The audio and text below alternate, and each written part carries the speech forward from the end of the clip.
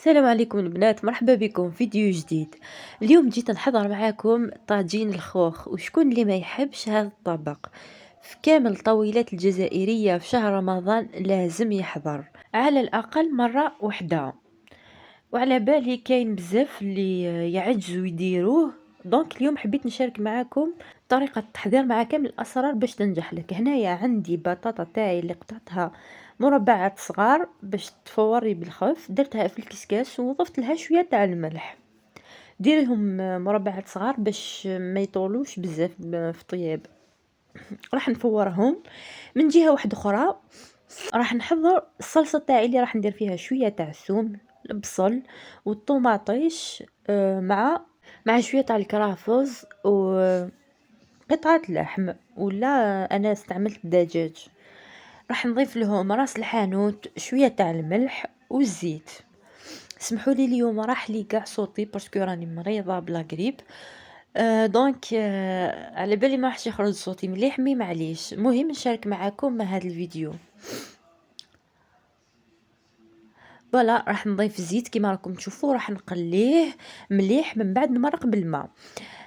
من جهه واحده اخرى بعد ما طبت لي هذيك البطاطا رفشتها غير بالفرشيطه، زدت لها شويه تاع لي زيبيس ومع شويه من هذيك الصلصه بعد ما طابت والكزبر.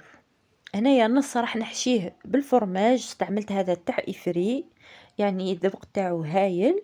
والنص الثاني راح نحشيه بالدجاج. فوالا هذاك الدجاج اللي طيبته في الصلصه فتو كامل وراح نحشي بيه البطاطا تاعي.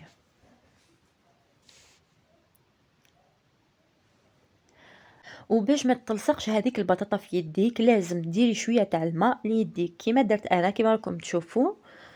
تقدري ديري حتى زيت، مي انا درت الماء باسكو اشاك فوا ديري وحده لازم ديري الماء ليديك باش ما يتلصقوش.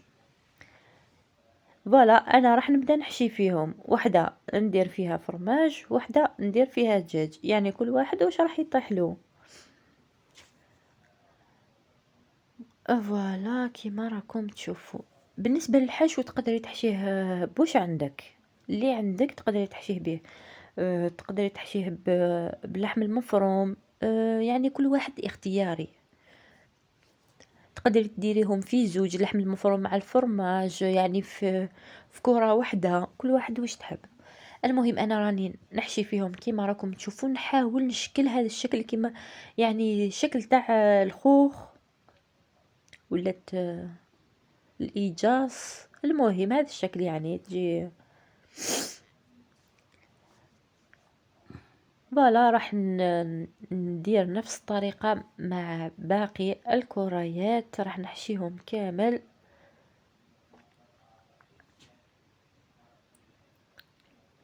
هنايا بعد ما كملت الحشو تاعي خرجت لي هذه الكمية، انا ما درتش كمية بزاف،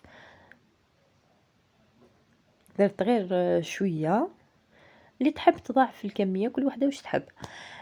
من بعد راح نمررهم في البيض ولا شابلور وراح نقليهم في الزيت. هنايا كنصيحة كي تقليهم في الزيت لازم تنقصي الزيت تاعك سينو راح يتفتحوا لك. هذا هو الشكل النهائي لطاجين الخوخ اللي قدمته مع الصلصة اللي ضفت لها شوية تاع الحمص وديكوريتو بالمعدنوس وقطع الليمون. لحقنا لاخر الفيديو، ما عليا نقول لكم غير تبقاو على خير، ما تنساوش ديروا لايك وابوني وضغطوا زر الجرس باش يوصلكم كل جديد. باي باي.